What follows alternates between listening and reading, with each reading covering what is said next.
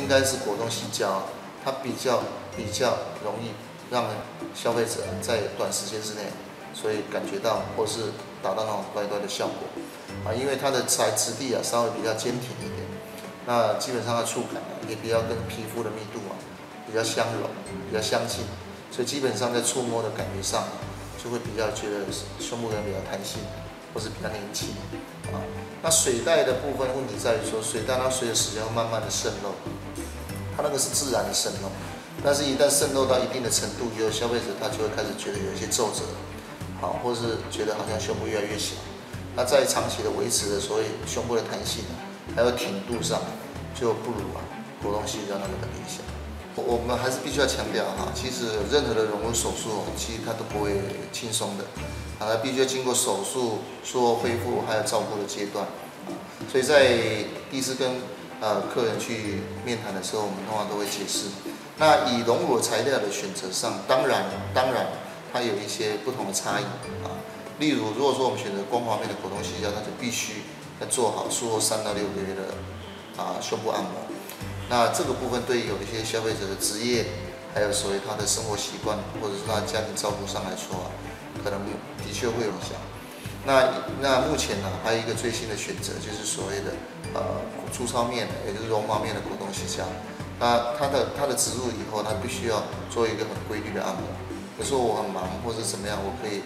今天稍微偷懒一下。那如果说我觉得它比较硬，或者比较没那么舒服的时候，我稍微按一下。所以这类的义乳的确可以帮忙，比较生活或工作很忙碌的消费者，做一个比较好的所谓生活品质上的提升了。所以这部分的所谓术后的按摩，似乎是个比较轻松一点。所以也就是说，消费者在第一次选择义乳材料的时候，我们都会去解释，让他自己去选择，依照他自己的需求，他去选择。那当然每一个义乳其实各有利弊，所以这个部分当你一旦选择了，那就不要后悔。以我们一般隆乳所说，我们标准是全身麻醉。那在日式隆乳，我们会选择所谓硬膜外麻醉。硬膜外麻醉其实跟半身麻醉是很类似，只是它打针的位置比较标签，进针的位置比较标签，它的药物作用比较短，所以基本上它可以兼具止痛跟麻醉的效果。那硬膜外麻醉的优点就是我们希望麻醉到哪一个部位，它就会定位在哪一个部位。